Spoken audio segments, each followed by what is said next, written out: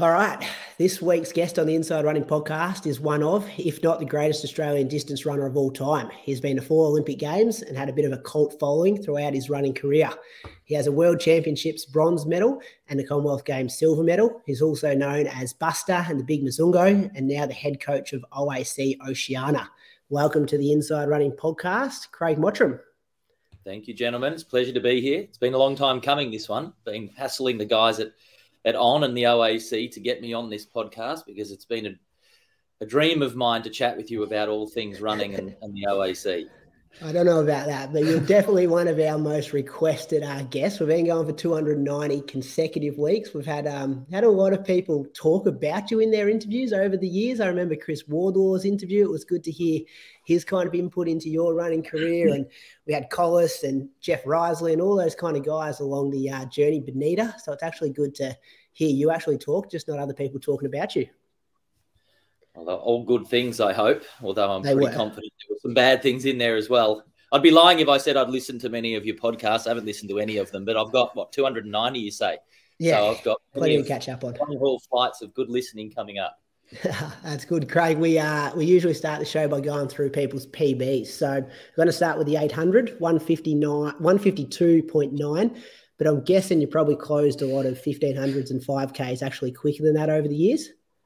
Yeah, possibly. That's the official 800 PB. I think that was at a Victorian Championship B final. I didn't even make the A final of that Victorian Championships many years ago.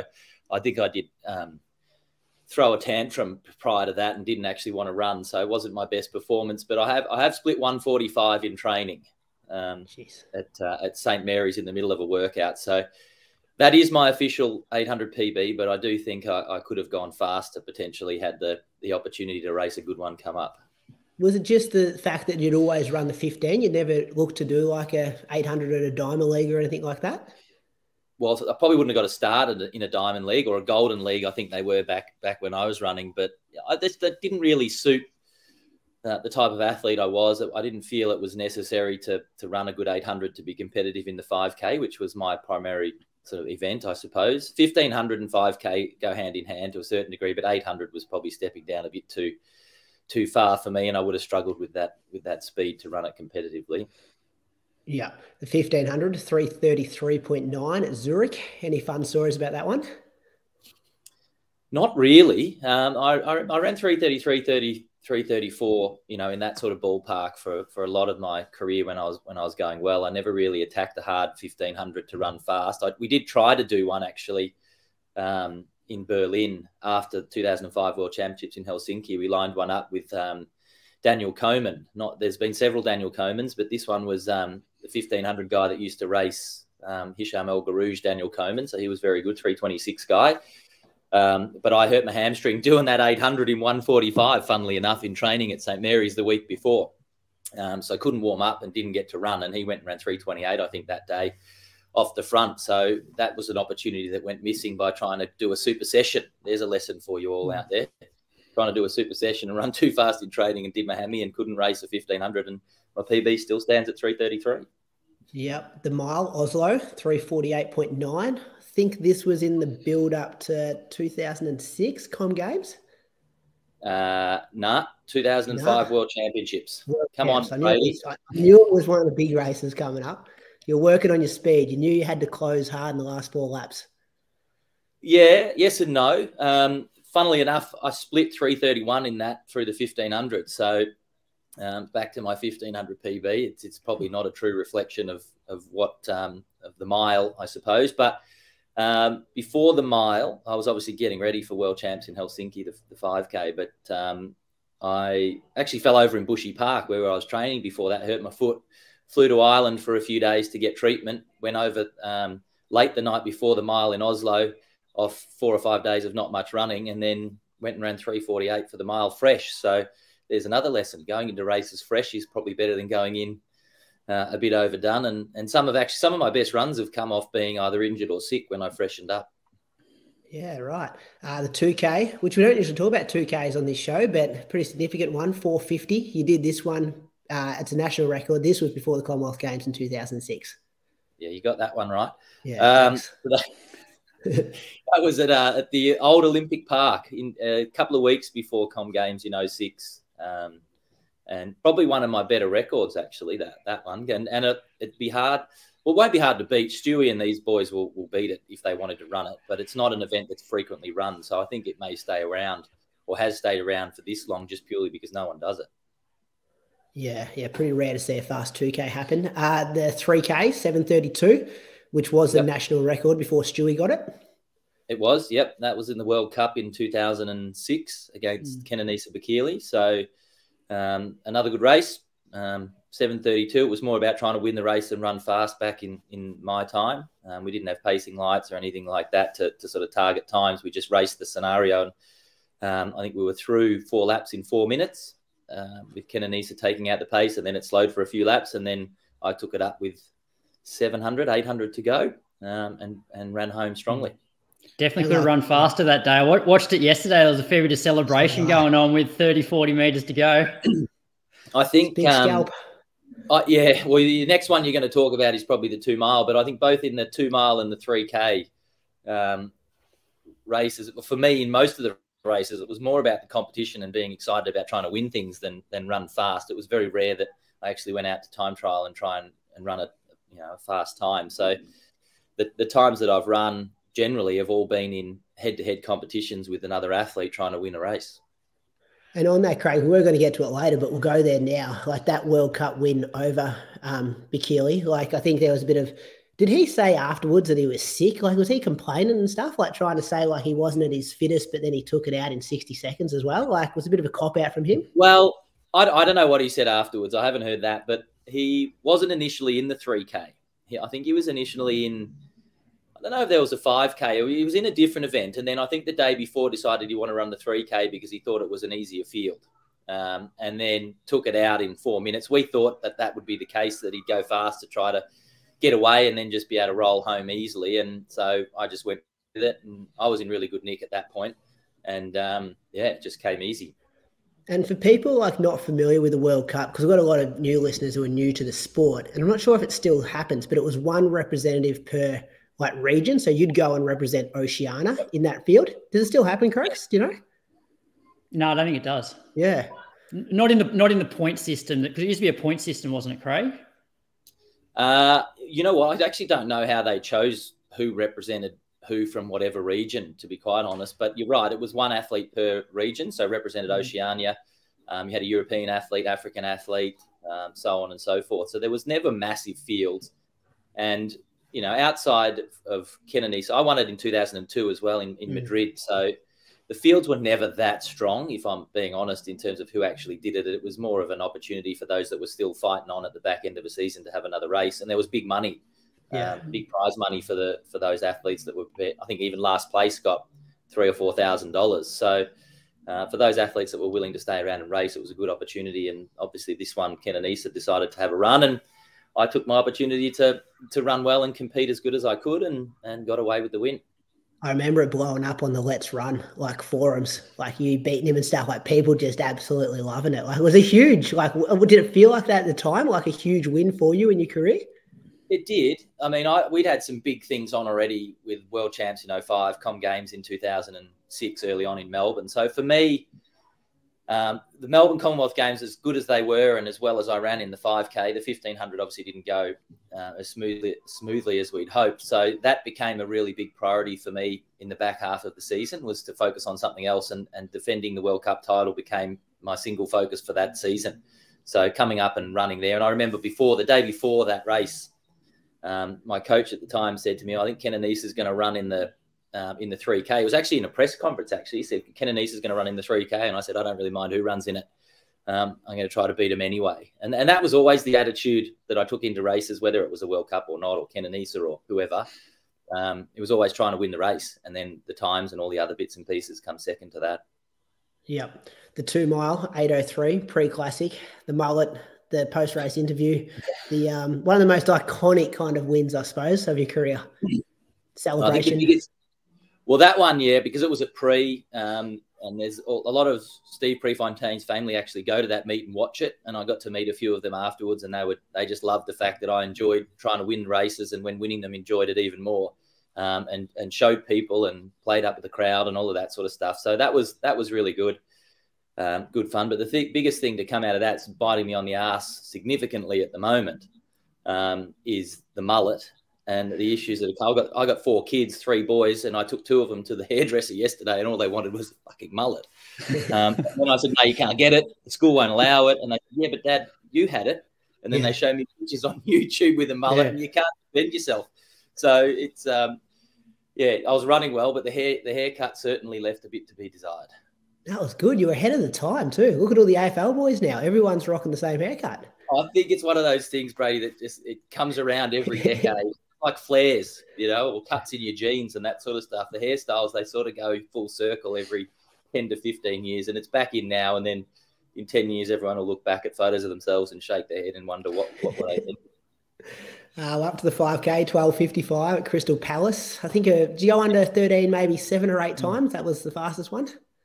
I don't know exactly how many times, but a few. And again, the same situation. It was always in races. So that the 2 mile was against Kenenisa's younger brother, Tiruku Vakili at Prefontaine. Then this one in 04, I think I ran 12:55 against Gabra Salesi.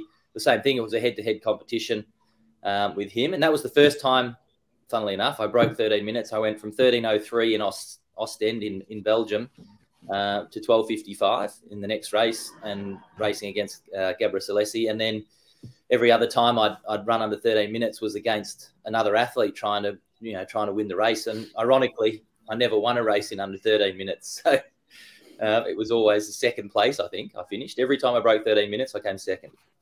Yeah, but you're always there, though. And that was probably that competitive but that doesn't mean much. Yeah, but it did at the time a bit. Like you just knew you were going to track, like you're going to be there at least, like you're not down the back straight when the race is finishing off. Well, actually, there was a scenario in 2003 maybe when Kenenisa Vakili ran 12:37 for 5K and broke the world record in Hengelo. I was in that race and ran 13:10, which was the Australian record at the time. And I remember watching him finish, and I was halfway down the back straight. So I remember looking to my left, and he's finishing in 12:37, and I ran 13:10 and broke the national record. And thought, what the fuck? This guy nearly lapped me, and I've run 13:10. It was ridiculous. Yeah. The 10K, 27:34. Any fond memories of that one? Pretty close to the Australian record. What the boys are still running these days? Not really very fond memories of many 10Ks, to be quite honest. That was getting up to the upper limit of my probably more mental capacity than anything else. I just found 25 laps on the track really, really tough to get excited about. I sort of needed to be inside of the finish relatively quickly to get excited about the competition and things like that, where 10K just went on a bit long. And I think that was in Stanford, that when I ran 27:34, and I finished 3rd or 4th or something, I think, in that race. But never ran a really good 10K, to be honest. But, it's a means to an end for someone that's more 3K, 5K, which is probably where my distance, the best distance for me sat. You ran a couple of good road 10Ks though, didn't you? Like in New York? Yeah, in New York, Healthy Kidney 10K. I won that a few times. I ran in Spain a couple of times over 10K. The road's a bit different to running 25 laps of the track. You can sort of entertain yourself a bit. You're looking at different things. You can sort of settle in, and it moves a bit quicker in terms of the mental process of racing, where the 10K, you're running the first 15 laps and you look up and you still got double digits to go, and you've had enough at that point. And you're like, yeah, seriously. It's for me, I found that really challenging. Some athletes are able to switch off more so, but for me, that engagement in competition and that competitive desire with, positioning yourself and excitement around the closing kilometre and that sort of stuff was really what got me into the competitions. And when that was 25 minutes away, I found that pretty tough to get into. Do you enjoy watching the 10Ks these days? Like now you're not competing, because they've they wind them up now, and they back in your day, it used to be maybe a bit harder from the gun, where it seems to be more like a sit and kick over the last 2 or 3 laps these days.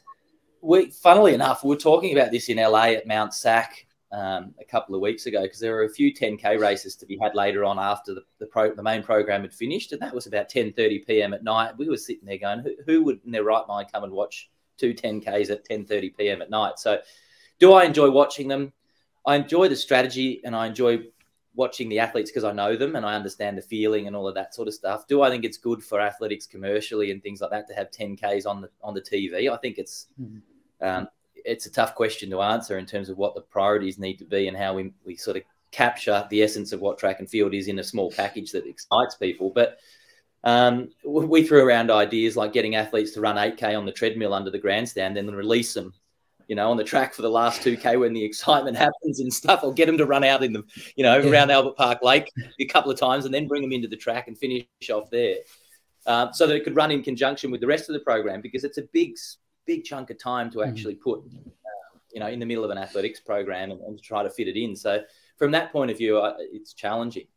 But I do enjoy watching. One of the ones I watched many years ago was the 2003 World Championships in Paris. I was actually commentating it with Bruce McAvaney and Dave Colbert and a few of these guys. And it was Gabra Salesi, Bakili, and it was Pat. Shaheen, all these guys. Yeah. And I remember Gabra Salesi wasn't in great nick, and Kenenisa Bakili kept waiting for him and bringing him up because he wanted to get Ethiopia 1, 2, 3. And I think ultimately they did. But they split the last 5K of that 10K in 12:57. In Paris. And I remember one of the commentators leaned over to me and said, what are your thoughts on that? And I said, well, that rules out the 10K for, most normal people, because really, how do you compete with that? That their aerobic capacity, their ability to pick up the second half of a 10K, it's not something that someone of my size anyway in particular could do physiologically. It was just really, really challenging to see how good those guys are, and then actually have to psychologically go out and run against them, knowing that they could run faster than you could for the second half of a 10K that you could do over 5K. So it has, for athletes that are not necessarily built the same way, it becomes really difficult. Do you think as well, talking about like the TV package, it's hard for the general population to understand how actually good and impressive and quick that is watching it on TV? Absolutely. Yeah. And they make it look so easy. Even the marathon. When until you actually get on a treadmill or try to run next to what Eliud Kipchoge did when he broke 2 hours, people find it really difficult to understand how fast that is. Even if you relate it back to kilometres per hour over the ground, it's quite hard to comprehend. And that's why I think running 5K in 12:55, people don't quite understand that. Even an 800 in 1:45, people don't understand that. But when you run a lap of the Tan in 10:08, the majority of people in Melbourne have run the Tan. They understand what that's like, and that becomes more relatable. So one of the biggest challenges with our sport and what I do now in terms of our business and everything else outside of the OAC is encouraging kids to participate in track and field, but actually getting them to appreciate and understand how exciting and fantastic the performances are by giving them that experience. So stepping out what 18.5 metres is in triple jump, by putting a bar up to 2 meters 40 in the high jump for the men, and 205 for the women, and all of that sort of stuff.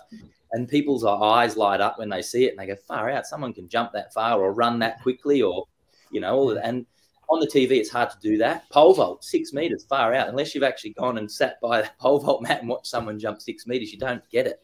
You don't necessarily get that same appreciation. So how do we bring people to the track and actually get them to watch the sport and appreciate how awesome it is one of the biggest challenges we need to overcome. At least park runs probably made 5K times a little bit more relatable for the general public. A lot of people there rolling 20 minutes and they go, oh yeah, elite guys are breaking 13. It's so, oh, okay. Yeah, that's impressive. 100%. Yeah. People need to be able to grasp the concept and have a feeling for what, the level of performance, I suppose, that's happening at the highest level of track and field. Yep. Craig, there's nothing on your profile for half marathon. Did you run one? I never ran one, not competitively. Okay. I ran the Great North. Great North, like that, yeah. I did, but just as a long run after running the Great City Games or whatever they had up there. So never a competitive half marathon. Nope. Yep. The marathon though, 2:28:39, London, 2016. Trying to qualify for your 5th Olympics at Rio. The training went well, didn't it? But the result obviously not what you were after. Training went well. I was working with Chris Wardlaw at this point in my career. It was the back end of my career, to be fair. And I had no excuses, no reasons to not run. I think I needed to run 2:13 or 2:14 or thereabouts to qualify. Liam Adams had just run the night before in somewhere else in Europe and had run 2:14 or something like that. So that was the sort of time I needed to hit. and went through halfway in 67.01, but was already in a bit of trouble. I started to get pain in my hip and then down into my hammy. And, you know, at 20K, when those things are starting to happen, going across London Bridge, it becomes tough. And that was always going to be, if I didn't qualify, it was going to be the end of my running, you know, professional career. That I decided before that, if it went well, I'd go on to Rio and run and then finish up. If I didn't, then that would be the end of it. And I knew at about 21K halfway that I was going to struggle to run the time. So I switched my sort of focus from trying to run as fast as I could to just trying to finish and not opting out and going back to the hotel and doing those sort of things, because I wanted to enjoy the last hour or so of my running career. My parents were over there. My brother was there. So ironically, the time wasn't great. In fact, it was pretty ordinary. 2:28 is not a super competitive marathon time for an elite guy. But the experience of doing it really helped close out my career. So most people would look at that and go, oh, disappointing. But for me, to be able to actually have a full stop in the end of your career and know that physically you probably could keep going if you wanted to, but mentally I just didn't want to do it at the same level anymore, I think is a really important part of me being able to let go of the high-end running and move into other areas of my life. And I think a lot of athletes don't necessarily get that. They finish because they're physically broken or you know, for whatever reason, they just can't physically do it anymore. For me, there was nothing physically wrong, albeit I just got tired in that race. It was more an emotional and mental thing for me, where I just didn't have the desire to want to really take myself to the well anymore. And there's no better place to find that out than halfway in a marathon. So for me, I think, yep, time's not great, but the actual conclusion to my career was a really fitting way to go out, was to finish in London and know that I was done. Did you get emotional over the last couple of Ks? I did actually. I got really cold, funnily enough, because it was a cold day, and you think when you go running, you sort of stay warm. But I don't know. I don't know whether it's energy systems or running out of fuel or whatever it is. But the last 5 or 6K, I was freezing, and I remember just running down along the river and looking for my parents, who I couldn't find. There's so many people watching, and I was going to ask my dad if I could borrow his jacket because I was actually really cold. And then when I got to the end, it was emotional because Chris Wardlaw was there, and it's fun. Well, not funnily enough, but I finished, and the first person I saw was a drug tester. Came up to me, gave me one of those tinfoil wrap things, and his first words I heard after that was, he looked at his watch and said, "Geez, Craig, you kept me waiting, 2:28." And I was like, "Mate, you're lucky I don't knock you on your ass right now. Seriously, I've just battled away for 2.5 hours, and you're giving me a hard time, and then asking me to do a drug test." And anyway, I walked off to get drug tested and was sitting having a chat with Chris, and he said, "Oh, do you want a Powerade or whatever?" I said, "You know what? I just want a cup of tea. I'm freezing." So I sat there and had a cup of tea and a biscuit in London, waiting to be drug tested, chatting about running. And I then had to go and answer a few questions, you know, from media around what that meant and everything else. And I wasn't in the position to say that was it. You know, I just wanted to sort of do that in my own time. And I don't think announcing retirement is something any athlete should be, you know, having to do. I think you just transition into another part of your career, and you're always going to be a runner. But answering questions around obviously Rio and not being able to go there and everything else was emotional, absolutely. And to know in myself that was probably going to be the end of it was sad, but a relief in some respects, I think. And then to have my mum and dad and my brother and everyone else there was really cool. And Chris Wardlaw was great. But off the back of that, so that was fantastic. I do have to tell you this story because probably the biggest, not the biggest regret, but it would have been the ultimate full stop in the back end of my career. When I was leaving, I actually left that night. I flew back to Australia. So I went to the airport and I was lucky enough to have a friend who'd got me first class tickets on Emirates. So we had an apartment. I had an apartment on the plane. And as I was checking in at Heathrow, the late Shane Warne was checking in next to me. And I'd met him before at functions and stuff, but we didn't really know each other. We sort of nodded and said, "Hey, going." He got on the plane, went to his apartment. I got on, went to my apartment. And then we got off in Abu Dhabi or wherever we did. He went off with his person. I went off with my person. We got back on, got to Melbourne, and we were both waiting to get our bags at the carousel. And he came over to me and he goes, "Oh, Craig, so you ran the marathon?" I said, "Yeah." And he goes, "How'd it go?" And I said, "Oh, not great, Shane. You know, it was a bit disappointing." He goes, "Shit, I wish you'd told me that in London. We would have got on it all the way home." And that would have been the best. If that would have been the greatest end to your career ever, 24 hours first class on a plane with Shane Warne, just all over it. We might have never got home, but that's probably one of the biggest regrets that I have, was not to actually say to Shane at the airport, "Hey, let's go and have a few drinks and have a good time." So anyway, that was a fun story. Good story. And then talking about your family, like you come from a very good crop, didn't you? Like your mum and dad were both, like was your dad soccer and your mum hockey? Yeah. And I know your brother played basketball for the Boomers, I think.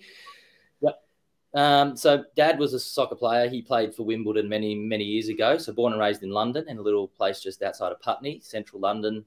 Mum Scottish, and then moved to London, north of London, to a little place called Norwich. Was a county hockey player, ran track a bit in high school. I have asked her how quickly she ran a 400. She tells me she's run 56. Whether or not that's true or not, would have been quite impressive back then when she was running. But genetically, yes, obviously, some good stock. My older brother lives in London. He's a financial analyst for HSBC. Been there 25 years. Run a few marathons. He's broken 3 hours once, I think, for the marathon. So he's just your general, all-round athlete. My younger brother, Neil, was a professional basketballer, played for the Melbourne Tigers, won a few championship rings with them, played for the Boomers, won a gold medal at the Commonwealth Games in 2006. Still tells me that he's the only one in the family with a major championship gold medal, which is true. So he's got me there. And growing up, we were always competitive. We were 14 months apart, so each of us are 14 months apart. So mum had 3 boys under 3, and very competitive, very athletic, very driven, all 3 of us in different areas now. But I think that's a big contributor to the success we've all had in our respective careers in terms of, nature over nurture and all of that sort of stuff. I think we were lucky, we were blessed with both. We were all genetically talented, but then put in an environment where we were ultra competitive. And we nurtured that sort of desire to want to be great. And I think that's, that'd be a massive part of the reason I had so much success in running. And I'm still so driven today in everything that we're doing. So on that, Craig, we don't get bogged down too much in your junior years, but you were also a pretty good triathlete at high school, I believe, and you could have probably excelled in other sports. Why was it running? I wish I had an answer for that, Craig. I think it was just timing, to be honest. Like I love triathlon, still do a bit of work in triathlon, and I really enjoy all the 3 disciplines. I think in particular for younger developing athletes, I think triathlon is the perfect foundation. Even for athletes that want to go on into middle distance running, I think the ability to swim and ride and develop your aerobic engine without the stress of the load of running is really, really important, even to the point where that's a big area of focus for me in identifying young, talented athletes. But we had the Olympics in Sydney in 2000. I finished high school in 1998. And I think just in all honesty, it was more the timing than anything else. The opportunity in athletics was far greater. In triathlon, they only had 3 athletes, men and women, to be selected in the Olympic distance triathlon. And at 18, coming out of high school, that wasn't going to happen for a junior triathlete. But in track and field, you could do 1,500, 5K, steeple. There was more opportunities. And I, in year 12, my final year of school, just focused on running rather than all the other disciplines because, I had other commitments with school and everything else. And I was always a strong runner in triathlon, but I was quite a good swimmer as well. I would say they were probably on par in terms of my ability. I would never have made it as an elite swimmer. I wasn't that good. But in high school, I wasn't an elite runner. I just was very fit. I used to do things like ride from Geelong to Lorne and back, which is about 120, 130K on a Sunday with a triathlon group or a cycling group that I was training with. And then I'd get home or back to the start of the ride, and there'd be a note from my dad on the answering machine and my coach saying, you tell Craig he's got to ride home, which is another 35K back to Lara. Then my coach would give me $2, send me to Baker's Delight to buy a custard scroll and then ride home. And that was just how we did it back then. So it was never about focusing on being the best runner. It was just about getting really fit and strong and building that base, which you can never underestimate or never forget. That has a huge impact on your ability to then transition from junior to senior sport and carry that fitness level, into whatever sport or discipline you choose to play. And it could be footy, it could be netball, it could be whatever. That foundation of fitness when you're younger is huge. And I get asked all the time about why are African athletes better than non-African athletes and all of that sort of stuff. And I don't think there's there's plenty of reasons, but one of the big ones is they're just active, a lot more active when they're younger. They have a bigger aerobic base, a bigger engine. Yes, they're genetically different. They live at altitude and all of those various bits and pieces, but we have the ability to do that too. One of the biggest things that you'll see with the athletes that are really good Australian ones in particular, and from other parts of the world, not so much Africa, is they're very fit all the way through their younger life. So they're doing lots of different things. They're not necessarily early specializing in running, but they're just fit. They have big engines. They're always out there doing stuff. They're on their feet. They're competitive. Athletics isn't something that you can, in middle distance anyway, that in my opinion, you can pick up when you turn 20. You know, you have to have 10 years of work before that, whether you know you're doing it or not. Yeah. I'm glad you brought up the Sydney Olympics, because a lot of our younger listeners wouldn't understand, I guess, the drama involved with you making that team. And people know about your 2006 Com Games fall, but there was another famous fall, I guess, at the Olympic trials in 2000. Do you want to talk us through what happened there? Not really. Yeah, well, I was 19, I think, at the time, and I don't even know why I was in the 1500, to be fair, because I hadn't run the qualifying time for the 1500. I actually ran the qualifying time for the 5K in Battersea Park a month or two before the Olympic trials in Sydney in 2000. And anyway, the sort of wiser minds at the time thought the 1500 would be a good event to do. So I did the 1500, made it through to the final, and then I needed to finish in the first 3 to qualify automatically. I had to win. I had to win to qualify automatically, because I only had the B standard. And back then there was an A and a B standard. A was time, you know, you qualified. B was if you won the trial, you would get in, and then it was up to the selector's discretion, you know, from there on in. And so I needed to win, and I was leading into the home straight. I mean, there was another athlete, Nick Howarth was his name. I don't even know what he's doing now, actually, to be honest, Nick Howarth. But he was very, very talented, very, very good runner, but just an overly enthusiastic personality. You know, he'd be doing push-ups on the start line and all of this sort of stuff.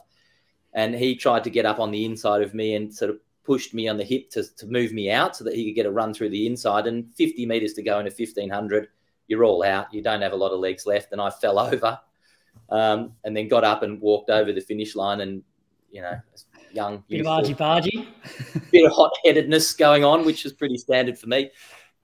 We had some firm words, and you know, a few things went missing, fresh air shots and all of that sort of stuff. And so it was a bit of fun. And then I got into a bit of strife for bringing the sport into disrepute and, you know, all of this sort of stuff. And there were some other stories that happened after that with some of the guys. I don't know if you remember these guys' names, like Darren Lynch and Rowan Perrott and Lee Troop and all of these guys who I used to run with in Geelong a lot. And we had really good mateship. You know, we stood up for each other and looked after each other and all that. And they were, you know, plotting how they were going to get this guy back and all of this sort of stuff. But anyway, long story short, after I walked off the track from that, I wasn't going to be selected in the 1500, obviously. So my coach, who was Bruce Scriven at the time, said, go and run the 5K.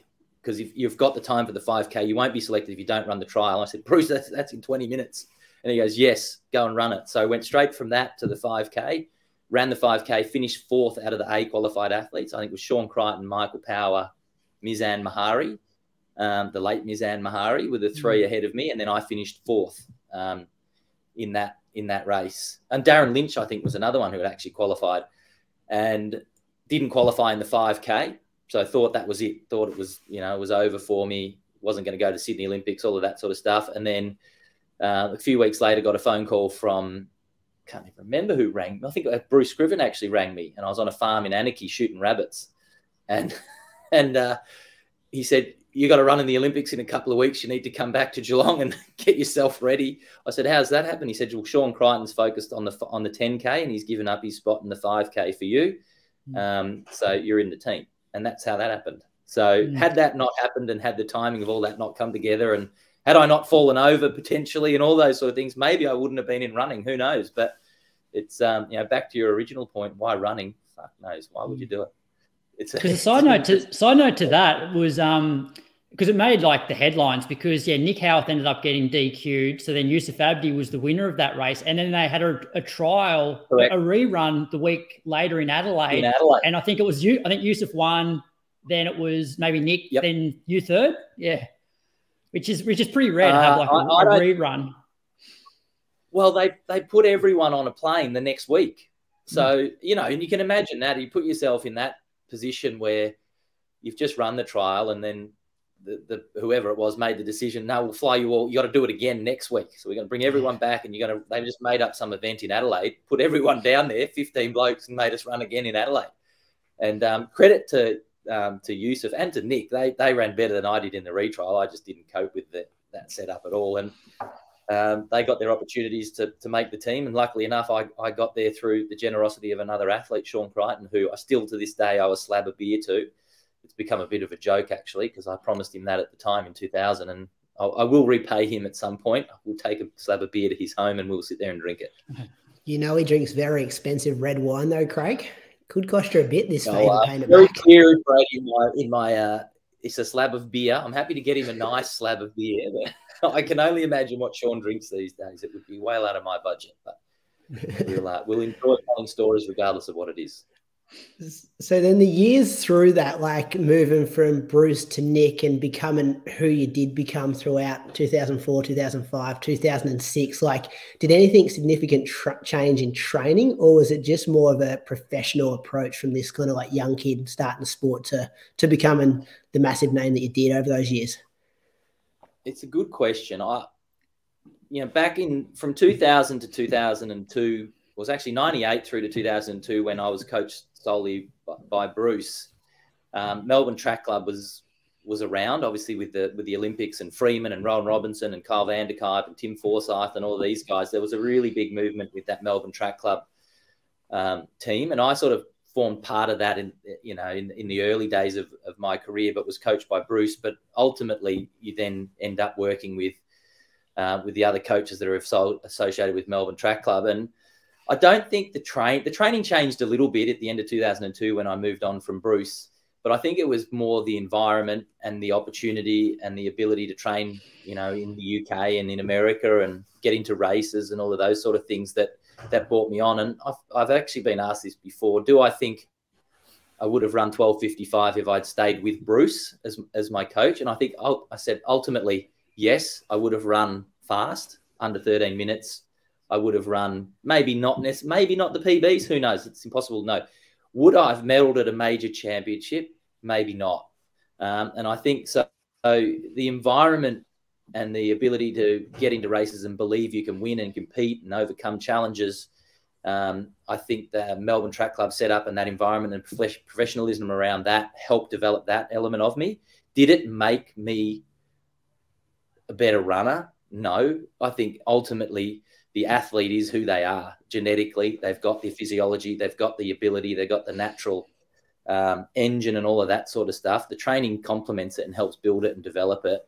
But the psychology around running and competing and winning and all of those sort of things is a big part of what the coach provides. So I think physically I probably would have had the ability to run as quick, but psychologically would I have been as determined and focused and driven as I was? Maybe not.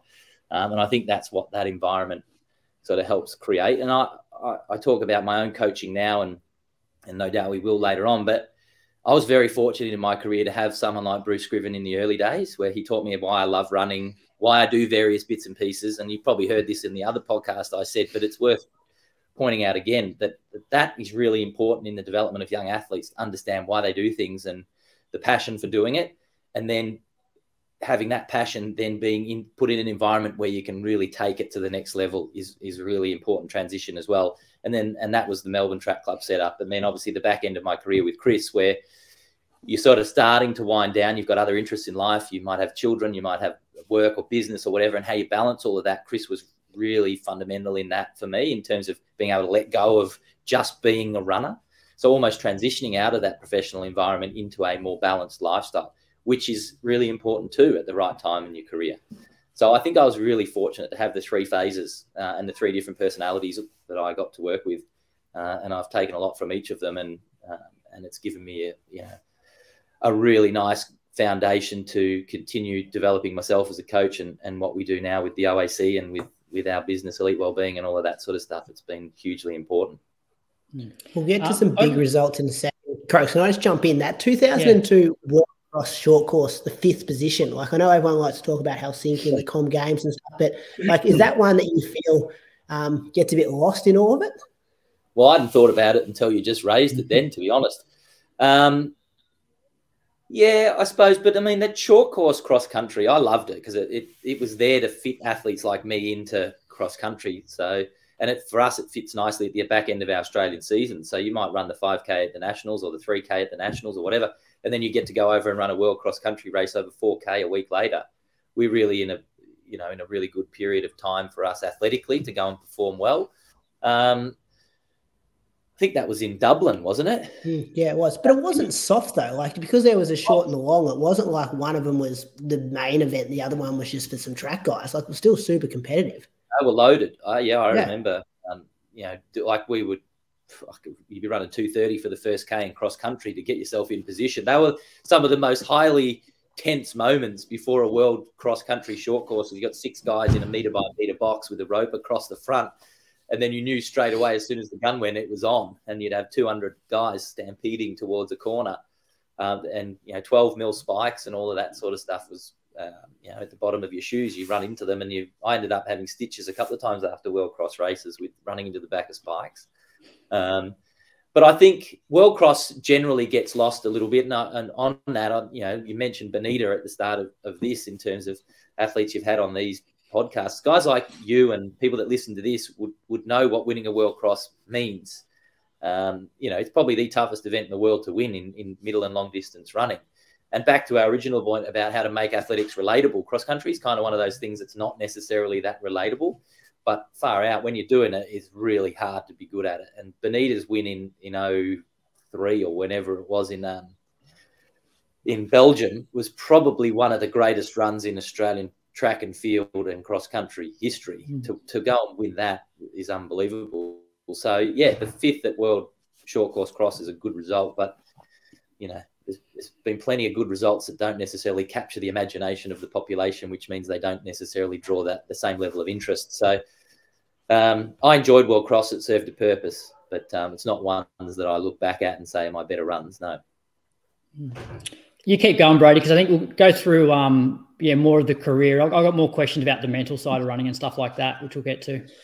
Well, let's go to Helsinki, Craig. Like the 2005 World Champs. It was, I've rewatched it so many times, and obviously it features in the Big Mazungo, the documentary. I'm sure there's a lot of fans out there who have just watched that last 50 meters where you were gone, but you come back. Like it was, I don't know, like it never happens like that. Once you get past with 60, 50, 40 meters to go, especially when it's guys like Kipchoge is the guy actually past you, and then you re-dipped him on the line.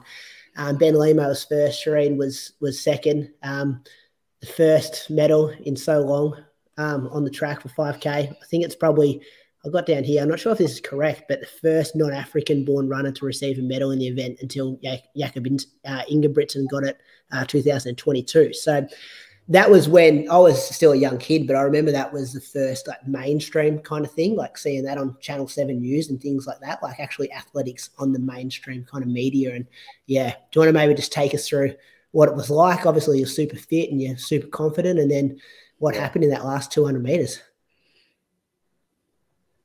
Well, it's interesting. I like hearing stories of other people and how they watched it and where they were when they watched it and all of that sort of stuff, because there was lots of interest, and there's many reasons for that. But obviously Com Games in Melbourne 6 months after the World Championships meant that athletics was on the radar in Australia with a major event like that in our region.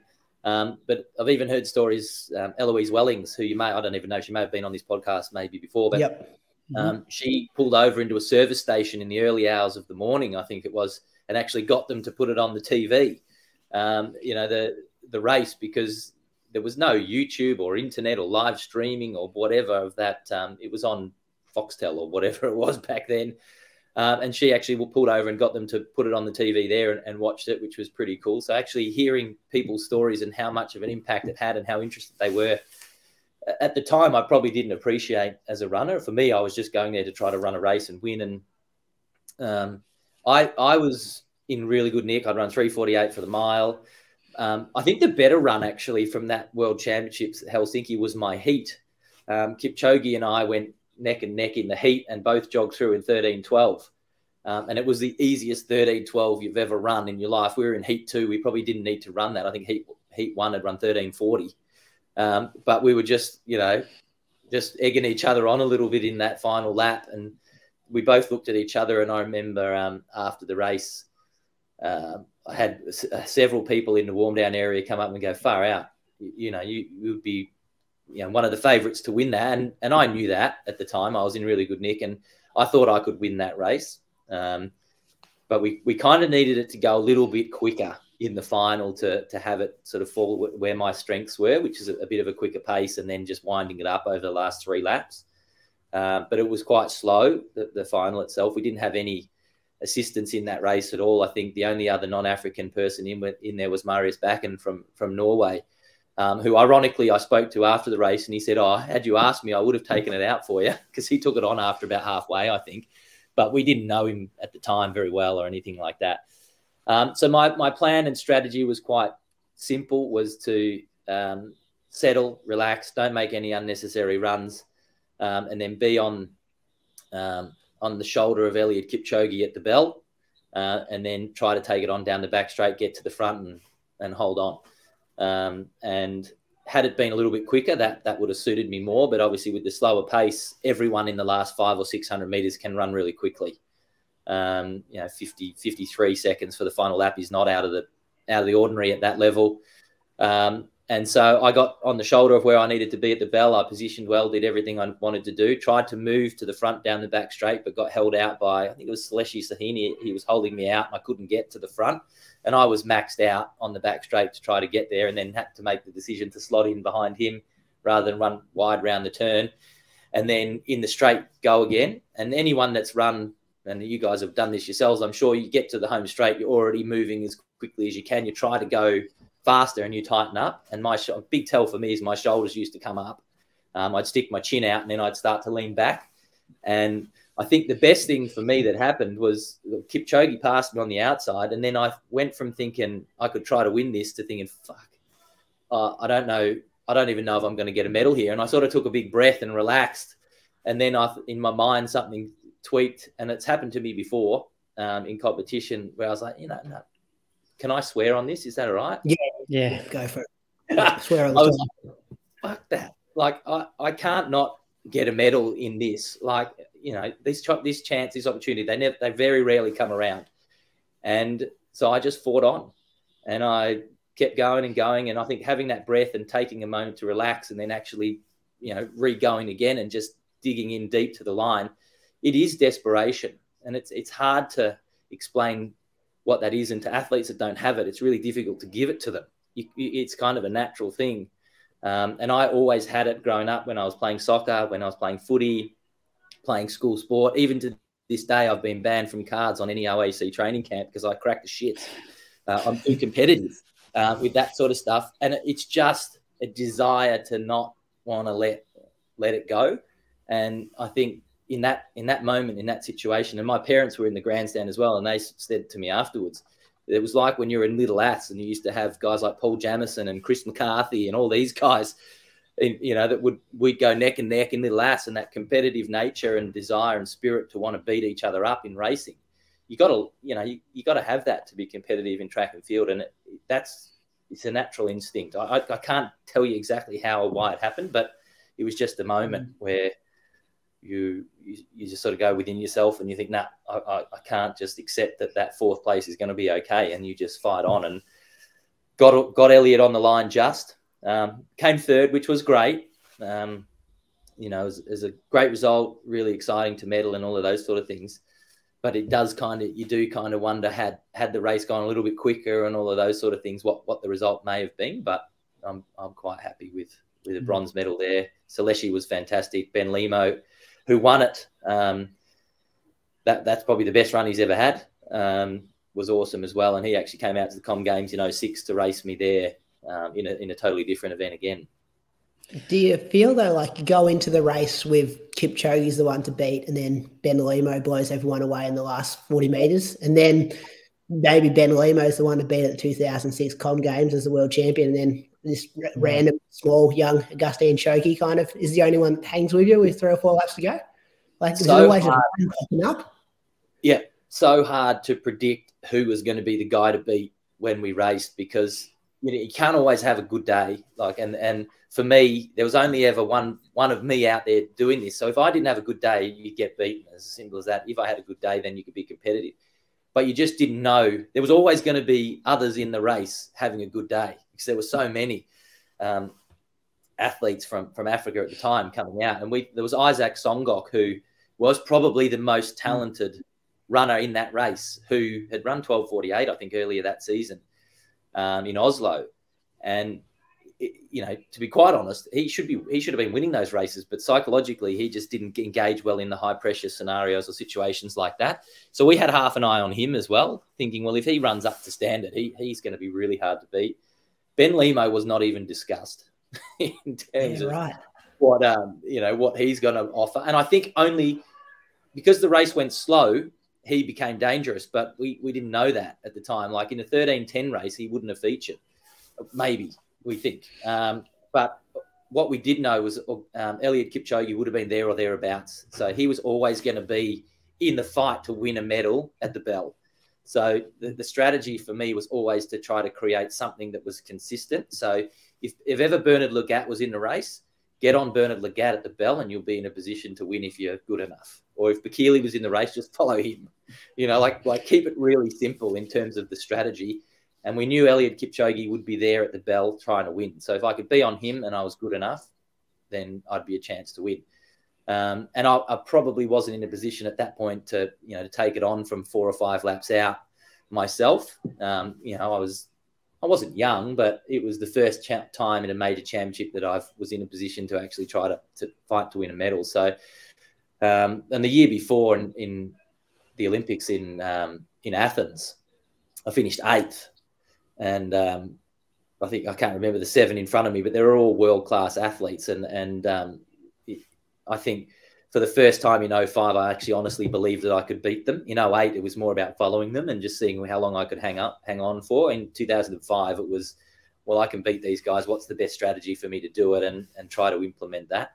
And then beyond that, like in 06, when you saw at the Commonwealth Games, I took it on from the front. We realized, okay, well, following them doesn't necessarily work. Let's try to take it on, and always trying to evolve and figure out scenarios to try to win the races was something that I was always doing. Brady, I'm guessing you're going to go to like the 2006 Com Games, but before we get to that, you've come off the bronze medal, 2005 World Champs. Australia have the Com Games. You know what the Australian public's like when we have a major event. Did you feel a sense of pressure in the lead up to Com Games, and like how did you sort of deal with that? It was exciting. Like, yeah, there's pressure and expectation and all of those sort of things, but I think athletes in that situation, we like the excitement, and we like, it sounds silly, but you like it when people follow you and support you and encourage you and want to see you do well. And generally speaking, most people are they want you to do well. So their support and encouragement is about, wanting you to achieve good things and be successful in those and those sort of things. So if you take it the right way, it's really exciting and it's uplifting and it can help you, do better. And that was the take that I had in 06, was that, it was an exciting opportunity for me to run. I was living in Richmond, just over the road from the MCG. It was really a really exciting time for our sport. But it did get a bit overwhelming at times, to the point where I actually left Melbourne and went and trained either in Falls Creek or in Ballarat, just to get out of the main part of Melbourne. You couldn't go for a run around the town without starting on your own and ending up with 20 people running with you, wanting to talk about running and all of those other bits and pieces, which is great. But when you're doing it twice a day, every day, 7 days a week, you kind of just need to have your own space and do what you need to do. But as long as you take it positively, that people are doing it because they're interested and excited to watch you do well, I think for the most part, it's really exciting. We won't talk about it too much, Craig, because I think a lot of the listeners have seen it and watched it, and I think I've watched it a couple 100 times on YouTube. It's terrible quality. Okay, have you got a better quality one that you can upload to YouTube yourself? Whoever's uploaded that, some bloke. I've got 1,000 of those DVDs, Brady. They're sitting in my desk. Yeah, I'll give you one. That'd be fantastic. Yeah, I'm sick of watching the grainy version of it. But Do you look back now? I was in the stands actually, like the loudest. I've been to a couple of like AFL, prelims and semis and stuff as well, where there's 90,000, 95,000 in there. And the thing is though, like half a barracan for one team, the other half a barracan for the other team. So it gets loud, but not quite that loud. But that night at the MCG, so loud when you went to the front. And like, even though you didn't win, there was just a sense of like, sounds lame, but like Australian pride that you tried so hard to win. And like, you didn't just sit back and just get, drop off the back. You were trying to drop them and you dropped them all bar one, Gustine Chogi. And just a massive race for Australian athletics world. And I wonder what you think of it now. Like, when you watch it back, or I'm not sure if you even do, or think about it back, like, does it feel different to at the time? Like a bit of was that really me kind of moment?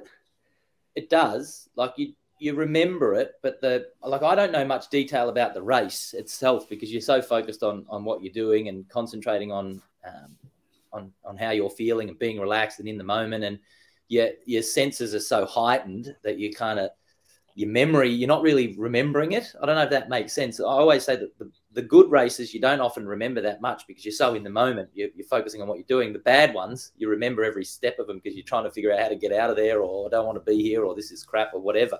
And those memories sort of stay in your mind. And interestingly, my wife, Christine, she's done a PhD in athlete well-being and neuroplasticity in the mind, and how our mind is negatively geared. So automatically, a human's mind is geared towards the negative.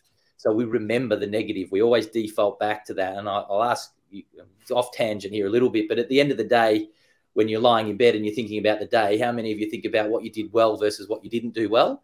Most of the time, you'll sit in bed worrying about what you fucked up or what you didn't do, rather than giving yourself praise around what you did do.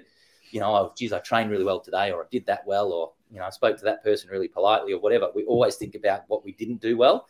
And I think it's the same in races. When we look back at the races, we always think about what we didn't do well, and we forget to praise ourselves on what we actually did well. So when I look back at this race in Melbourne and look at the 5K and think about it, I always try to think about what I did really well. Even though I came second, there wasn't anything more I could have done, in my opinion anyway, to try to win that race. Like I had a plan and a strategy in terms of how I wanted to approach it. We weren't 100% sure how fast it would go, but I think after the first lap, it was a pretty clear indicator that the three Kenyans were going to take it on and make it quick, which probably sacrificed Ben Limo a little bit, to be honest. We're not entirely sure why they did that, but we weren't that aware of Augustine Chogi and how good he was going to be. The main focus was on how to beat Ben Limo, which was to start building it up from 4 laps out and dropping him. Which is ultimately what we did, but there was just one other guy who hung on a bit longer. The thoughts for me are, I don't get frustrated by it because, as I said, there wasn't much more I could have done, but the level of competition and the desire to want to try to win that and do everything I could to do that. I sit here now and I'm really proud of that. There was just another guy that was too good. And you can't be disappointed in that. And Augustine was fantastic, was brilliant. And we both ran under 4 minutes for the last mile of that race. So, I mean, honestly, what more could you do? And I think that's why people respect it, because I was happy to try to win, do everything I could to win. But then in defeat, knowing that you've done everything you could, you can stand tall and honestly, hand on heart, say there wasn't anything more I could do and there was just someone better. Yeah. Anybody listening to this that hasn't watched that video, go and do it, because there's 2 videos that if I'm lacking motivation, it's the 2006 Com Games and it's an Elgar Rouge montage with Bruce McAvaney's commentary from the 2004 Olympics. Those 2, it's like you watch those and you're like, I'm going for a run. Doesn't matter if it's pissing down rain outside. Craig, between sort of after Com Games, like we're going to get to you sort of coming back from the dead in 2012. Like you had some sort of mixed results. Like I remember 2011 Zatopek, just before you then, a few months later or the next year qualified for the Olympics. Like you're rocking up, finishing 7th at a Zatopek. Admittedly, it's a 10K when you're like one of the best we've ever had. How, like, was that hard for you? Of course it's hard because, you know what athlete you are and and how you want to, to run and all those sort of things. But you can't always be at your best. And I think sometimes you've got to acknowledge and appreciate the little wins along the way in terms of what you're doing. And yes, that race was disappointing. I remember doing it, but if you'd understood the years previous to that, it was actually a win to get out there and run a 10K and actually get through the event and be able to run the next day. And not many people would understand my journey from 2008 after the Olympics in Beijing, when I was probably one of the favourites to get a medal, to be quite honest, in Beijing, and didn't make the final and flew home. I had some pretty bad Achilles issues. Actually, from when I fell over in 2006 at the Commonwealth Games, I didn't realise, but I pulled up a bit sore in my calf, and then went and raced the world short course cross country in Japan, finished 8th or 9th or something, I think, in that, and then was quite sore, and then got orthotics to try to accommodate a few little challenges. I had plantar fasciitis and things like that, got orthotics to try to help that, and then got Achilles problems. And in 2007, 2008 was managing quite bad Achilles. And the morning of my heat in the Olympics in 2008, I was sleeping in plantar fascia boots. So I had 2 boots on, couldn't walk in the mornings, had to get up, walk for half an hour or whatever before I could go for a jog and went and run. And then after Beijing, went home, had some tough decisions to make. And then one of them was obviously to try to get healthy. And it took 3 years. 3 years and 3 Achilles operations to get my Achilles right before I could actually do some training again. And that Zatopek that you talk about, and that race in 2012, in fact, the race in 2012 was 5 weeks after having my 3rd Achilles operation when I qualified for my 4th Olympics. So, yeah, maybe they're not my greatest runs. Maybe they're not my fastest times. Maybe they're not my best finishes. But they took more effort than anything else to get out there and do, ironically, and to overcome those challenges. And that's what happens in the back end of your career. As you get older as an athlete, it's just part of the process, is that your body starts to, especially when you've worked it as hard as I have, your body starts to break down, and you've got to overcome different challenges. And that's where, having other things in your life and other elements to what you're doing is really important, because if you're putting all your eggs in running and it's not going your way, life becomes pretty challenging. Yeah, and that 2012 at Lakeside in the rain, won the race. Like, it was like the return, like, in a way, like, from the Nike to the Adidas kit, the change of coach. When Rab was on the show, actually, he said that these were his words, that you had a shocker 1500, like maybe 2 or 3 weeks before in Sydney, and he kind of sent you to Falls Creek, and then you did a session with, I think it was Pat Scammell on the track in Albury, and then you kind of knew you were ready to go, and then, come out and did that. And it was you were still there kind of thing. It was a great result to see. It was just harder to get to. I think that was if that makes sense. Like, as you progress down the back end of your career, those moments become less frequent because the energy required to get up for them is more difficult. And I ran in that 1500 that Rab's referring to, in 3:41 or something, I think, in Sydney. It wasn't a disaster, but it wasn't great.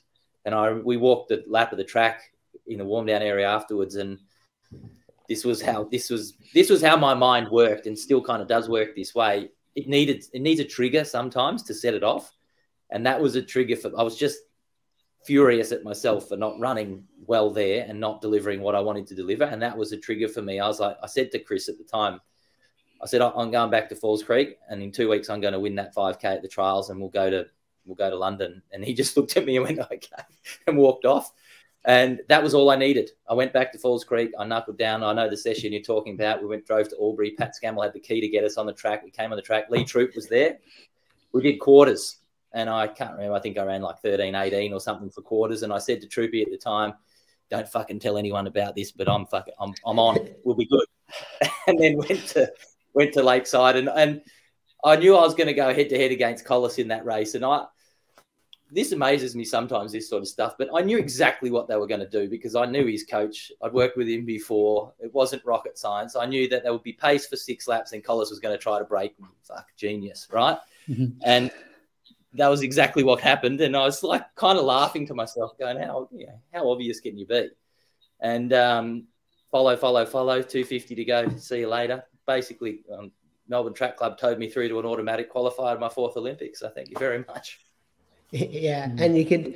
I I'm just an outsider looking in, but you could feel there was that, it felt like tension. Like it was like the Melbourne Track Club of, you were there, but then you'd moved on and now like you're going head to head. And because it didn't even, like back in the day, wasn't Collis like nicknamed like Simba as like the one who would take over after you'd kind of left? And like I'm living in a Chukamoama hearing these stories third or fourth hand, but that night it definitely felt like it was an answer back almost.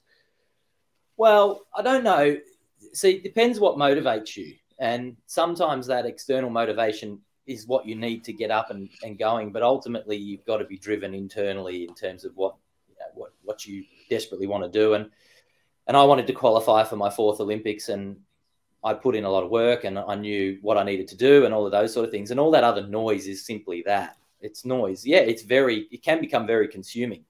But you've got to find a way to actually work around it and don't get encapsulated by it, because it becomes negative, and it puts a lot of extra pressure on you. And some people can deal with it, some people can't deal with it. I'd be lying if I said there wasn't extra motivation to get back, but ultimately at the end of the day, it's that drive within you to want to compete regardless of who the competition is, whether it was Collis or whether it was Ben Lima or Augustine Chogi or whoever it was. It's that determination to want to beat the people you're competing against is what drives me anyway. And I'm sure there was some extra tension around that for various reasons, no doubt. But ultimately, it was about me trying to qualify for my 4th Olympics, and to do that, I had to win the race and win it in the time, and we did that. All right, Craig. So let's pepper some questions at him, and then get on to part 2. Short just answers the mental, here, Craig. Quick fire. Yeah, so just the mental side of distance running. So at the elite level, obviously everybody's physically talented, and often it's the mental side that holds people back. I always felt that when you're at your best, you were very good at that part of the sport. Almost like there was this, and don't take it the wrong way, like this air of arrogance about you. Like I remember hearing, I don't know if you were saying it, you referred to it, the 2006 World Cup, when your coach called you up the day before and you said, oh, yeah, Bekele's running. And you put it nicely, but I think you sort of said, oh, I don't give a shit who's running. Almost like I am going to beat that person. There's not a lot of people that have that confidence. How do you develop that? I think it comes from the work that goes into it, and the environment you're in. I spoke about it briefly. A lot of it's natural, like it's just in you, and you've got to be unafraid to let it out. I think the key to all of this is not being afraid to get beaten or to lose, but certainly be afraid to not try.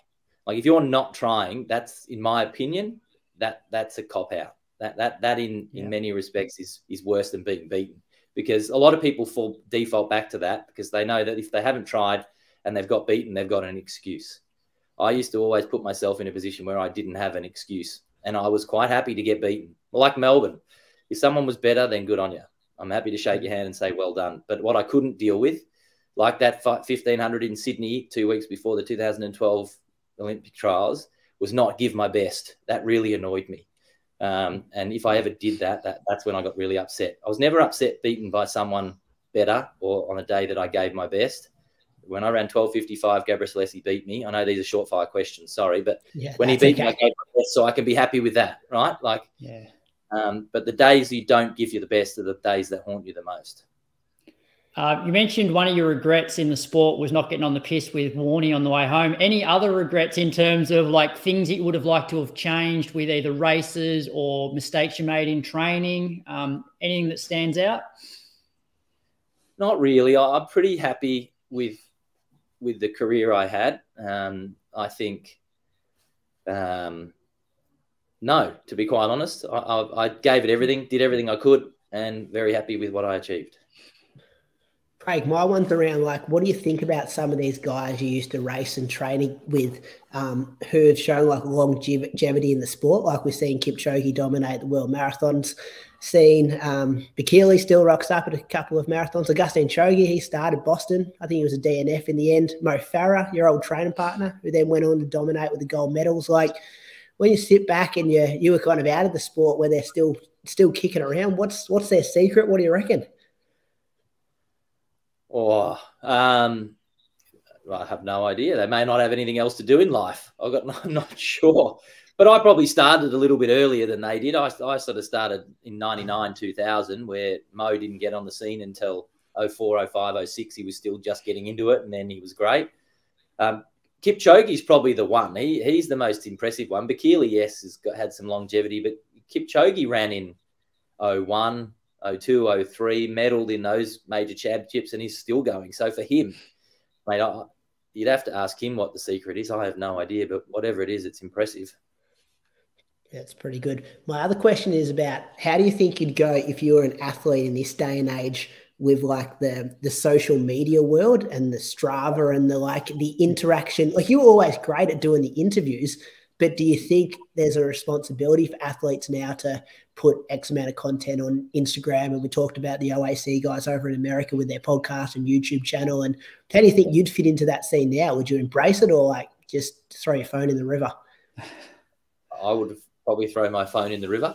I really would struggle with it now, although you're different now than you were 15, 20 years ago. But when I was running, Let's Run was probably the main sort of interaction between the running community, good, bad and ugly, in terms of the message boards and articles and all of that sort of stuff. Flow Track was just getting up and going, so there was a bit of a sort of medium there for interviews and all of that sort of stuff. And but I never got on to Let's Run, never watched the Flow Track stuff, never engaged with any of that, because it used to not upset me, but it used to get me going, whether it was good or not. The feedback, if it was really good feedback, I'd feel really, up and about. And if it wasn't, I'd get really angry or frustrated about it. So in the end, I was just, I'm not going to read it. I don't want to know, because, at the end of the day, it's external, stimulus that I didn't need. I always knew that if I wanted to compete, I would be competitive. And if I needed some downtime, I could have that. I didn't need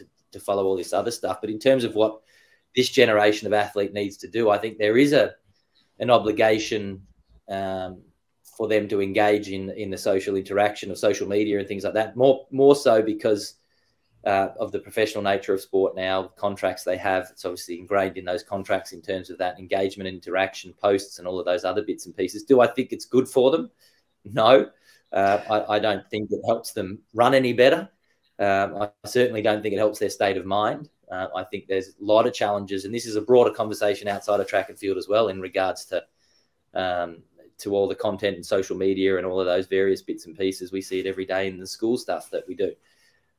Yes, it has a purpose, but it needs to be managed and it needs to be controlled at the right time. And even now, with some of the athletes that I'm working with, we'll put the phone away on competition day and actually not get engaged in social media. So if they want to put content out, you do it the day before or the day after, but don't do it in the day of competition, because you get caught up in all the other bits and pieces. You need to focus on what you're doing rather than focus on what the expectations of others in terms of what you need to be doing.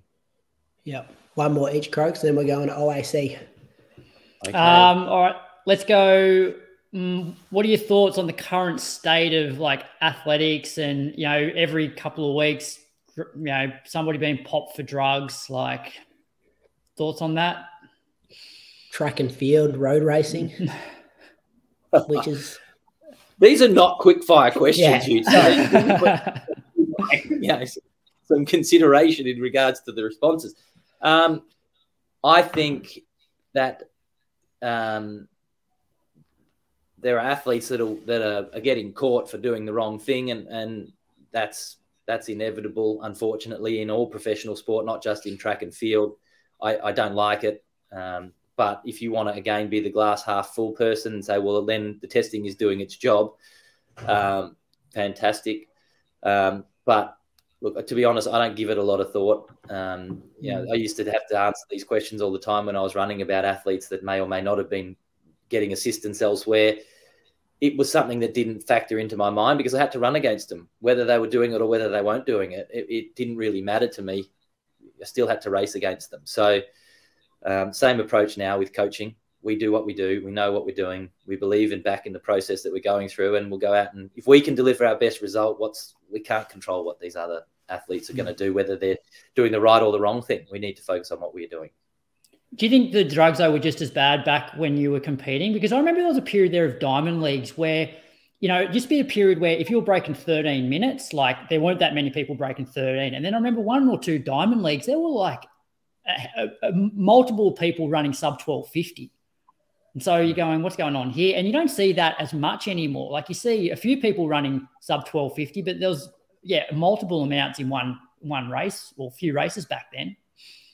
Oh, there's definitely performances, not just in middle distance, but in lots of the event categories where they stand out that you kind of look at and think that that's a little bit odd in terms of how, how good that was.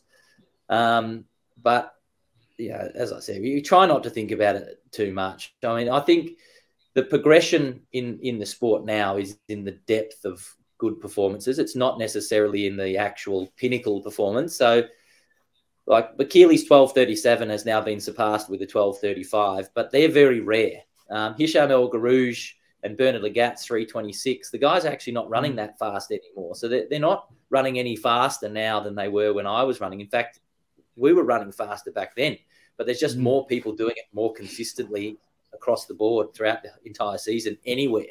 They're not set up races in Oslo or in Zurich or whatever. They're people are running. Like Ollie Hoare won the 1500 at the Commonwealth Games in 3:30. Like, I mean, those sort of performances are becoming more and more consistent. But to answer your question, I ran 12:55. I'm 6'3". I'm from Australia, born in Frankston. If I can do it without any assistance, drugs, whatever, just hard work, commitment, and dedication, it would be wrong of me to start pointing the finger at other people that are running just as quick or maybe a few seconds faster and say, well, just because you've done that, you've cheated. I take the view that they're just good, and if they're doing the same work as me and doing the same, for the same commitment as I do it, and they're, as focused and determined and have all the assets that I have. And well, I'm not that big headed to say they're not better than me. I'm quite happy to admit that there are athletes in the world that were better than me. And if they ran 12:48, then great. I'll give them credit until proven otherwise. But if I can do it, there's no reason why others can't do the same thing. We'll go to the OAC stuff now, Craig. So, like, you're the head coach, OAC Oceania. I think you want to rename it to Down Under. Announced in Feb, March, Ben Buckingham, Claudia Hollingsworth. We'll go through all the names in a second. But how long was it in the works before the announcement? Because this is a big deal for Australia. Like, we haven't really seen. We've watched what they've done in Boulder. Yeah, it's pretty exciting for us, us down here. So it would have been at least 18 months. The conversations and so my contract to get this team up and going was nearly 2 years ago.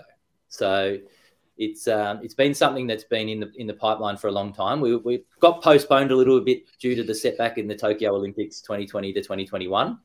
And then once those Olympics were out of the way, those conversations really started to ramp up in terms of what this could look like in Australia. So for us and for me, the first thing to do was to set the foundation up right in Melbourne, because our biggest challenge or barrier to success of a team like this is, well, there's a number of them, but ultimately no one believes that something like this would ever happen in Australia. So actually having it set up and having a facility, a home base in Richmond, the gym set up, the partnerships in place, and having the infrastructure there so that when a conversation with an athlete was to happen, it could actually happen on site, and it could happen in an environment where they could actually see it was tangible. They could touch and feel what was actually going to happen, because they've seen it in the US with Dayton's crew and the US group and everything else. And if we just have it as a conversation, gentlemen, around like this, that, we're going to do this OAC thing, we're going to set it up here, and everyone just goes, yeah, whatever. But if they actually come in and see it and can touch and feel and live it and breathe it and see the investment and everything else, that makes it real for them. So the first 6 to 12 months, to be honest, was setting that up and actually getting our sort of team booklet, I suppose. So what the goals are, what we want to do, what we're going to live by, how we're going to go about it, the gym space, the partnerships and all of that sort of stuff. It's like setting up a business. You got to get the foundation right first. And then you can start having conversations with athletes around what that's going to look like for them. Yeah. With the OAC, like where's the balance in trying to sign athletes that are quite already established, hunting for championship medals versus ones that you're developing? Because at the moment it seems a bit more of a developmental squad in terms of there's probably not many there that are looking to, make, win medals at world championships. So where's the balance there? Well, yeah, it's an interesting balance. Obviously, Ben Buckingham is one of the mature athletes that come across, and we have some really exciting hopes for him over the next 6, 12 to 18 months going into World Champs this year and then obviously Paris next year. So I don't want to say we're a development group and we're looking at athletes only, in the early stages of their career that have no hopes of making finals at World Champs, because Ben's going to buck that trend, excuse the pun, in terms of what we're hoping for him. But ultimately, this is a group of younger athletes that are coming into to take a long-term approach to being successful in the sport of international track and field. We're pretty fortunate in 2026, the Commonwealth Games in Melbourne, or regional Victoria, which is a big target for us. And then obviously 2032 in Brisbane, 9 years from now, having the Olympics is also a major focus for us. So very difficult to select athletes at this point that you think are going to win medals in Brisbane in 9 years from now, because there's so much time that can go between now and then. But it's about building a really good, solid development team to target short-term goals with the vision to achieve longer-term greatness over the next 5 to 10 years. We're in a really fortunate position that the US model, the team over there, is shouldering a lot of the expectation for international success at the moment. And I said that on the podcast as well. But I don't think even when they set their team up 3 years ago, they would have imagined how quickly that success has come. And even chatting with Ollie over there, when he first signed with the OAC and with Dathan, he didn't know much about On at all as a brand. He was taking a punt with Dathan and the brand in terms of what they were prepared to do and what the vision for that program was. And then it just came together really quickly for them. And that may not be what happens in Australia. We're well aware that we've got different challenges here. But what we are and what we have done in the last 18 months is set up a foundation for long-term success with this team. And the recruitment of athletes is looking at both the developments. Obviously, Claudia's 18. She's quite young in terms of her experience in the sport of track and field. But I honestly feel that in the next 2 or 3 years, she will make senior teams. In fact, she already has last year made the World Championship team for the Open 800. But we're in no rush with her. So she's in year 12 this year. She will spend most of her time at school doing what she needs to do to finish that off.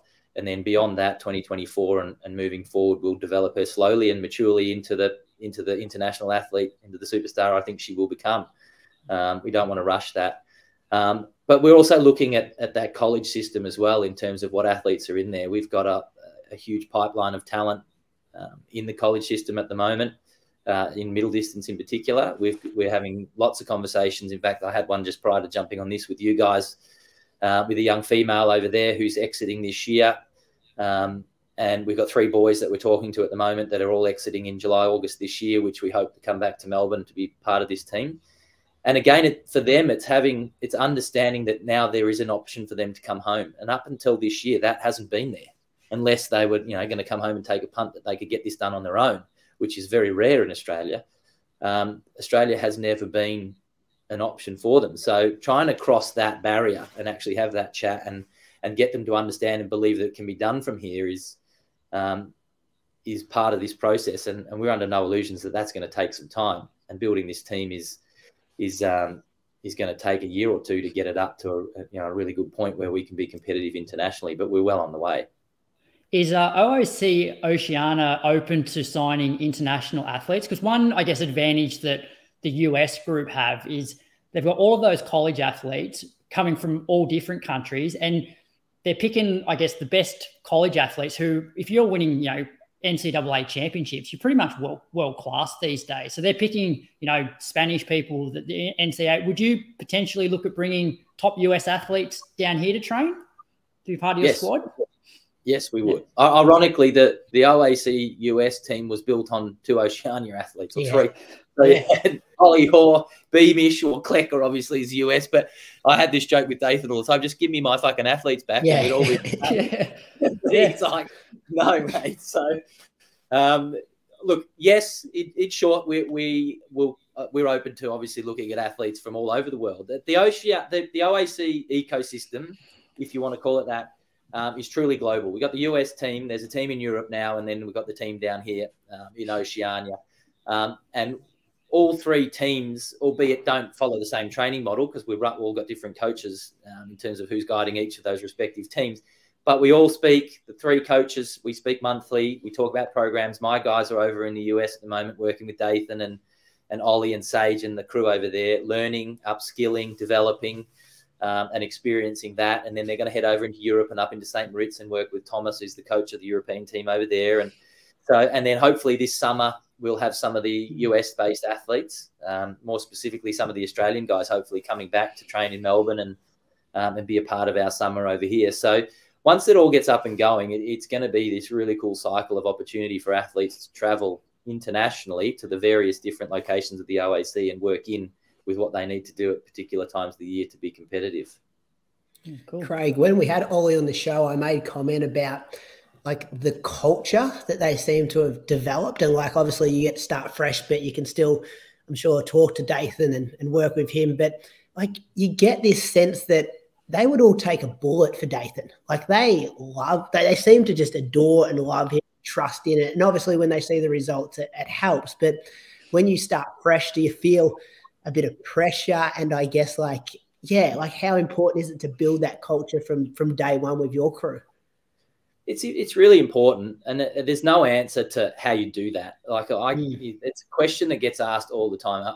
How do you build culture? It's one of those things you've got to feel out as you go. You've got to have morals and integrities that you sort of stand by and live by, and be strong enough to enforce them on the group and on yourself. More importantly, to create that sort of leadership, I suppose, in regards to being the leader of this team. But selection of athletes is really important also. We're not just going in to select the best athlete. The athletes have to fit the model of what we're looking for. They have to be able to be a part of a team. Like we've had several conversations with athletes in the early days that we didn't feel would fit the model, that had potentially jumped from one college to another for various reasons. And there were a few red flags along the way, and would have been a lot easier to say, yeah, we'll take them to build this team. But ultimately you have to look longer term at what the dynamic of the team, what you want it to become, and who those athletes are to make up that model. And one of the processes for me is to really engage with our athletes in the team and actually have them as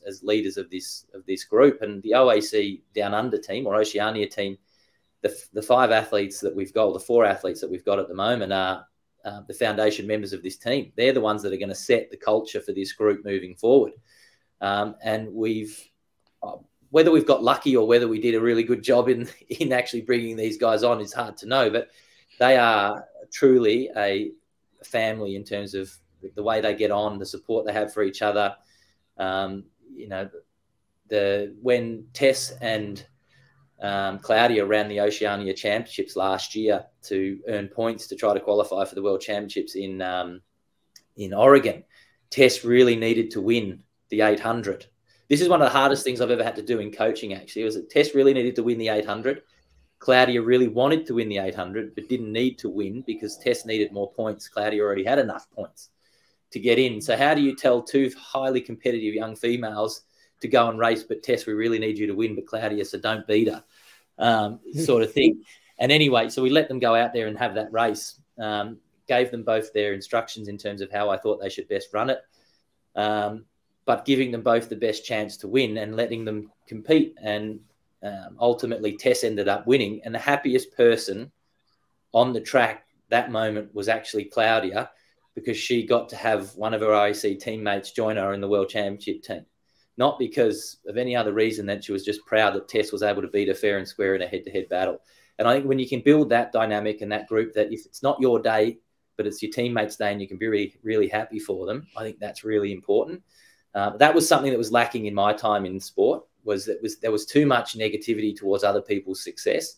And that's just not what this is about for us. It's about building the team, building a group of people that support each other through the good and the tough times, because I promise you in track and field, there's more tough times than there are good times. And it's a lot easier if you've got people that are supporting you through it.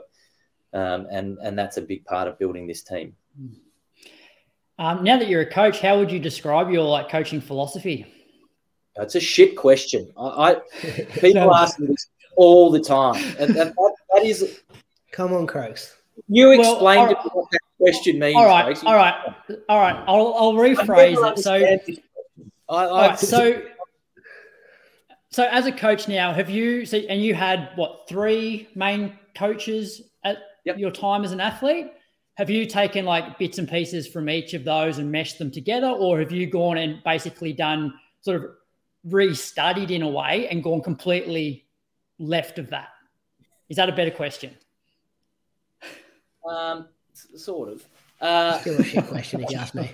I think I answered this very early on in the other piece, but I would, as I said, very lucky to have the 3 different personalities, coaching styles, techniques, beliefs, and values, I suppose, across all of my career. And yes, you do take lessons and learnings from all of them. And you do, whether you know it or not, start to implement them into your own coaching beliefs and strategies around how you look after your athletes.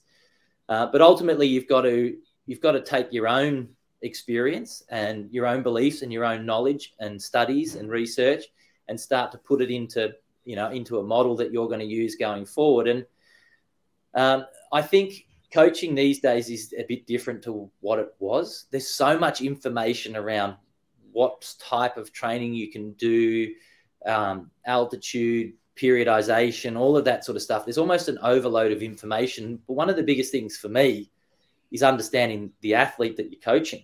You've got to actually have a really good relationship with the athlete that you're coaching. And you've got to understand what they need and why they need it, and understand their life and what triggers them and what doesn't.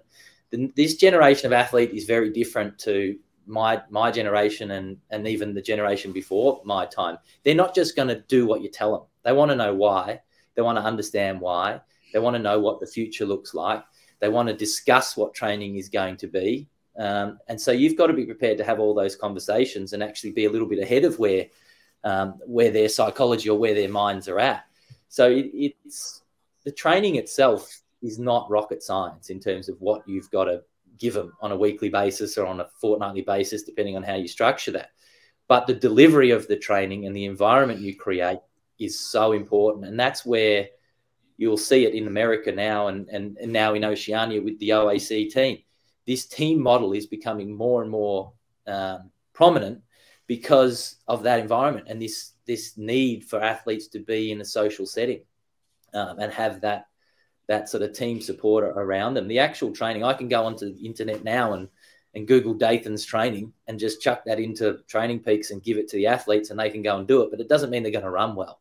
It's how you balance it all in and how you engage with your athletes and build that relationship with them and the trust that you have with them. That's the most important thing. So your original question, coaching philosophy, it's different for different athletes. It has to be now.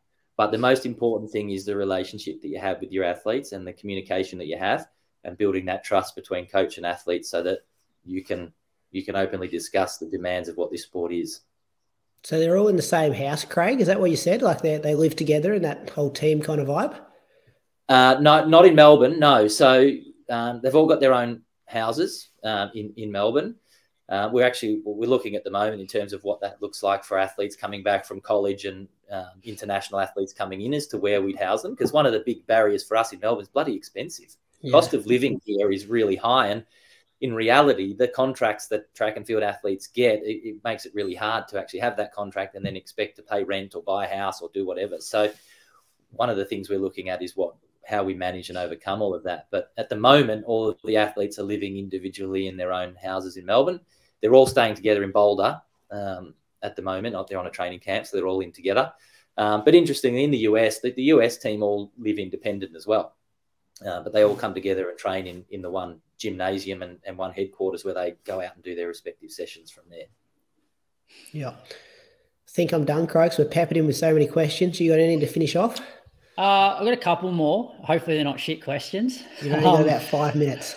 Tops. Yeah, all right. So does somebody oversee, so you've got the Oceania group, the US group, and the Europe group. Does somebody oversee all three? And have there been discussions about the optimal amount of athletes in a squad? Like, where does it get to, like, how many is too many? So first point to the question, yes, Steve DeCoca is the global head of the OAC. So he is in charge of all three teams. He's based in Portland in America. He's got a long history in track and field and setting up these sort of teams. He's an absolute legend, 100% backing all of the programs to be, world leading programs over the next 5 to 10 years. Number of athletes, interestingly, the US team has just brought on an assistant coach. So Dathan has just brought on an assistant coach to help assist him with the management of his team. I don't know exactly how many he's got, but he'd be 16 maybe athletes in his team at a guess. In terms of our team, we would like to get up to 8 in the next 12 months. We're at 5 now. And as I said, we're looking at 3 boys over the next few months. So we'll get there quite comfortably either by the end of this year or halfway through next year, and then ultimately grow up to 12 in the next 4 years. And then at that point, it becomes, a conversation around, do you go again and what does that look like? But I think the sweet spot at the moment is between 8 and 12 for us in Australia. Yeah. Dathan's grown beyond that and has now got assistants to help him with that. And another coaching question. I know the US guys, like following their Strava and stuff like that, like they're a big fan of the fast long run, which probably wasn't as big when you were competing. Are you a fan of a fast, solid long run? Well, it depends how you look at it. They do generally 2 proper workouts a week and then a strong long run, where in Australia, we would do 3 workouts and an easy long run. So if you replace one of the workouts with a long run and make it a tempo, then it almost is the same thing. They just, so the trap that you fall into, and I've done this before, and lots of people looking at what the US guys would be doing and how Dathan goes about it over there. They live in Boulder at 1,600 meters above sea level. They've already got that advantage over those people living, not at sea level in regards to their aerobic ability and all of that sort of stuff. So can they actually tolerate 3 hard workouts a week and a long run? Long term, probably not. When you're living at altitude and things, you've got to understand that the recovery that's required and the adaptation to all of that sort of stuff. And so they're operating on a slightly different schedule to everyone else, and it's clearly working for them. But if we tried in Melbourne to operate on that sort of model, we may not get the same benefits as they would be because they're at a mile high. So I like what they do over there. Clearly it works.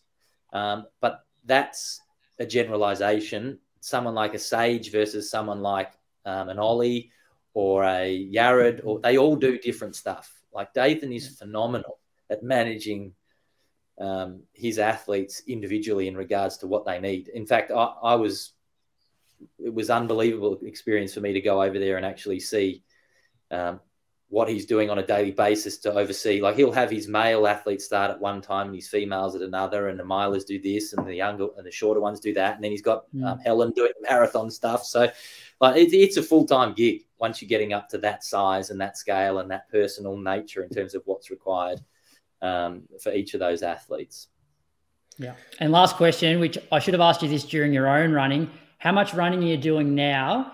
And if you had to go down and run an all-out 5K, what would you run right now? I don't do much running. I run two or three times a week for 20 or 30 minutes. If I was to run 5K, I'd be pleasantly surprised if I could run 20 minutes. 4-minute Ks would be working, I would think. I reckon you'd still smash that. Very modest. That easy. Craig, thank you so much for your time. It's been a long interview. We know you're a busy man. I know our listeners are going to really enjoy hearing some of those stories, and good luck in your role now, OAC Oceania. We really appreciate the support of On. They've sponsored a couple of episodes. Croaks is a big fan of the Cloud Monster, does all his Ks in that shoe. And we can't wait to sit back and just watch what the athletes do under your guidance. It's a pleasure, and make sure you let Julian know I was disappointed he wasn't here. He still doesn't think you know his name. He reckons he ran all these relays when you're at Geelong, and he doesn't know who you are. You don't know who he is. I know that Julian is someone that works on this podcast, so I was hoping that he would be here so I could put a face to the name. Well, Brady was concerned that you didn't know him, even though that you ran for Geelong a couple of seasons together. Jells Park one year. If I got up my Google search thing, it was Brady last night, so I knew who I was looking at. You high-fived me. I had to chase down Jeff Risley, remember? Jells Park relays. Yeah. Didn't catch him either. Oh, well, yes. Well, you told me he wasn't too good at the longer distances, and I should be able to catch him, but that didn't happen. But thank you for your time. It's been fun to try hard enough. All right. Yeah. See you, problem, gentlemen. See you later. See you, Craig. Thank you. Mate. Thanks for that.